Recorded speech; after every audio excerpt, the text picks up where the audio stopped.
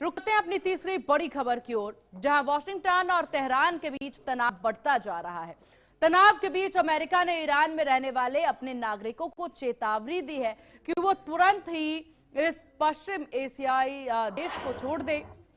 उन्होंने कहा कि पश्चिम एशियाई देशों को छोड़े और ईरान में वर्चुअल अमेरिकी दूतावास की ओर से जारी एडवाइजरी में अमेरिकी नागरिकों से कहा गया कि एक ऐसा प्लान बनाएं जो कि यहां पर अमेरिकी सरकार की मदद पर निर्भर हो, क्योंकि पूरे देश में अशांति और यात्रा में रुकावट आ रही है। अमेरिकी एडवाइजरी में अमेरिकियों से कहा गया है कि अभी ईरान छोड़ दो। ईरान से निकलने का एक ऐसा उन्होंने कहा कि प्लान बनाया जाए जिसमें अमेरिकी सरकार की मदद जो है वो इतना जरूरी ना हो, उस पर निर्भरता ज्यादा ना हो। इसमें कहा गया कि अमेरिकी नागरिकों को लगातार इंटरनेट बंद होने की उम्मीद करनी चाहिए, इसीलिए उन्हें संचार के वैकल्पिक साधनों की योजना बनानी चाहिए।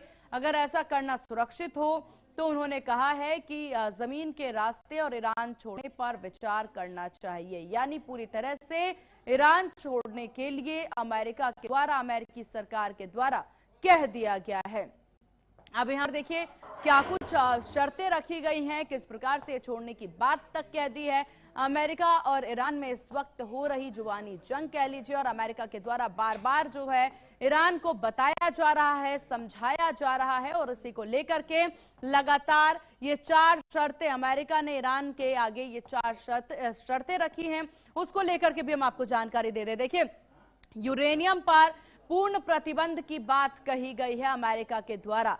पहले से ही उन्होंने कहा है कि यूरेनियम को हटाना है, यानी ये 4 महत्वपूर्ण शर्तें जो हैं वो रखी गई हैं अमेरिका के द्वारा। हालांकि ईरान का रुख किसी भी तरह से ऐसा नहीं लगता है कि ईरान किसी भी शर्त को मानने के लिए तैयार है। लंबी दूरी की मिसाइलों की संरचना सीमित करने की बात कही गई है, और इस पर भी ईरान की तरफ से अभी किसी तरह का कोई रिएक्शन नजर नहीं आ रहा। यानी अमेरिका ने चेतावनी दे दी है, शर्तें रख दी है कि आपको ये शर्तें माननी होंगी, लेकिन सवाल ये है कि क्या ईरान के द्वारा ईरान इस मूड में है कि इन शर्तों को ईरान मानेगा। हालांकि क्योंकि जिस तरह से देखिए क्षेत्रीय प्रॉक्सी बलों को मदद देना बंद करना होगा, ये भी ईरान के लिए एक शर्त जो है रखी गई। तो ये 4 शर्तें ईरान के लिए रखी गई है। हालांकि ईरान अब इस चेतावनी को कैसे लेता है, अमेरिका ने पहले ही अपने नागरिकों को कह दिया है कि आप ईरान खाली करिए, ये चेतावनी जारी कर दी गई है। सरकार पर आप अपनी निर्भरता को कम करिए, ये भी सरकार के द्वारा चेतावनी दी गई है। तुर्की के रास्ते जो है वो निकलने की बात यहाँ पर ईरान के लिए, ईरान में रह रही अमेरिकी नागरिकों के लिए कही गई है। तो अमेरिका ने ये अलर्ट जारी कर दिया है, जहां अमेरिकी नागरिक ईरान खाली करे, यूएस के द्वारा कहना है। एक तरफ वार्ता हो रही है तो दूसरी तरफ देखिए चेतावनी भी जारी है। युद्ध की तैयारी पूरी तरह से नजर भी आ रही है। तो अमेरिकी नागरिक ईरान खाली करे, यूएस के द्वारा कहना, एक तरफ वार्ता तो दूसरी तरफ तनाव की स्थिति एक बार फिर से है। ईरान खाली करो, युद्ध की तैयारी है क्या, ये एक बड़ा सवाल यहां पर है। अमेरिका ने चेतावनी, अर्जेंट चेतावनी जारी कर दी है। और इस विषय पर चर्चा के लिए हमारे साथ DK Gupta ji foreign expert बने हुए हैं। डीके गुप्ता जी, बहुत स्वागत है आपका एचएनएन न्यूज पर। डीके गुप्ता जी, जिस तरह से इस वक्त स्थिति देखने को मिल रही है ईरान और अमेरिका को लेकर के, अब चेतावनी जारी कर दी है अमेरिका के द्वारा कि जितने भी अमेरिकन नागरिक हैं वो ईरान को छोड़ दें और तुरंत यहां से पलायन कर लें, अपने देश में वापसी कर लें या फिर सुरक्षित स्थान पर पहुंच जाए। तो क्या समझा जाए, अमेरिका पूरी तैयारी में है और ये जो शर्त रखे गए हैं ये सिर्फ इसलिए कि हमने दुनिया को बताना है कि हमने पहले उसे चेतावनी दी थी, उन चेतावनियों को, उन शर्तों को नहीं माना, इसलिए हमने हमला कर दिया, जैसे वेनेजुएला के साथ हुआ था? देखिए, अगर हम गल्फ कंट्रीज में अगर इसका इतिहास देखें तो इराक में भी युद्ध इसी तरह से किया गया था।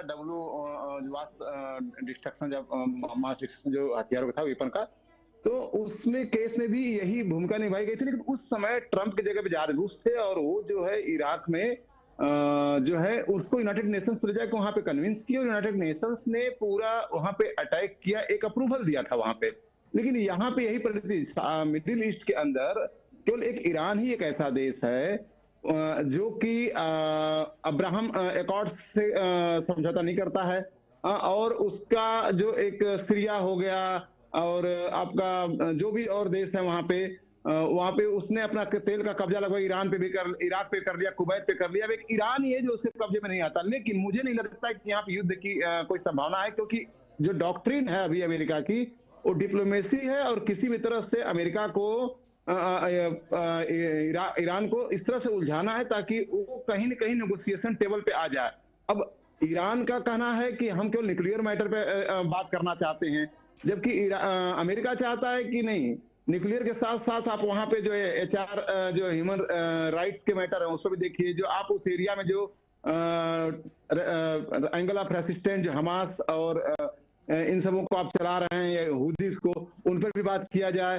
तो इस सारी चीजें ईरान तैयार नहीं हो रहा है। लेकिन मुझे लग रहा है कि एक दबाव की नीति अभी मुझे लगता है लॉन्ग टर्म में अमेरिका नहीं जाएगा, क्योंकि अमेरिका अभी केवल अपने वीपन्स, अपने इकोनॉमिक पावर्स को बना रहा है। जी, तो कुल मिलाकर इसे सिर्फ चेतावनी समझी जाए, और जो कहा जा रहा है कि वार्ता जारी है, तो ये वार्ता यूं ही जारी रहने वाली है। जी देखिए, इनका जो वार्निंग है, अपने एडवाइजरी है, नंबर 4 की आती है। नंबर 4 की जो एडवाइजरी थी बहुत सीरियस नहीं मानी जाती है। उसमें देखिए इनके एडवाइजरी में पॉइंट्स क्या है कि वहां पे सिविल अनरखता है, वहां पे जो है टेररिज्म एक्टिविटीज बढ़ सकती है, वहां पे आपको डिटेन किया जा सकता है। मतलब वहां पे वार शब्द का कहीं यूज नहीं कि वार हो सकता है, इस अमेरिका छोड़े। तो इसलिए उसको और समझ रहे हैं। और इनकी वेटिंग ये भी है कि चाइना और रसिया पूरी इंटेलिजेंस सपोर्ट दे रहे होंगे ईरान को पूरी तरह से सपोर्ट दे रहे, जिसकी वजह से ईरान जो है पिछले 10 से 15 दिनों में से मुखर है कि जो अगर आपने युद्ध किया तो हम उसका माकूल जवाब देंगे, छोड़ेंगे नहीं। तो ये सारी चीजें उनको इनपुट से मिल रही हैं। तो हाँ, तो मुझे यही लगता है कि वो किसी भी तरह से डिप्लोमेसी पे लाके ईरान को चाहते हैं कि ईरान पे अपना एक कब्जा किया जाए, ईरान पे या तो वहां के शासन को चेंज किया जाए। तो मुझे नहीं लगता कि इससे फुल फ्लेज वार में जाएगा इस समय, जबकि वो पैसे इकट्ठा करने के लिए टैरिफ को अपना वीपन बना चुका है। $600 बिलियन अपना टैरिफ से कमा भी चुका है। तो उसको एक खर्चा नहीं करना चाहता ईरान जैसे देश के लिए। जी चलिए ठीक है, डॉक्टर डीके गुप्ता, आपका बहुत शुक्रिया एचएनएन को अपना कीमती वक्त देने के लिए, चर्चा में शामिल होने के लिए। इसी के साथ इस बुलेटिन में बस इतना ही। देखते रहिए आप एचएनएन न्यूज, जुनून सच दिखाना।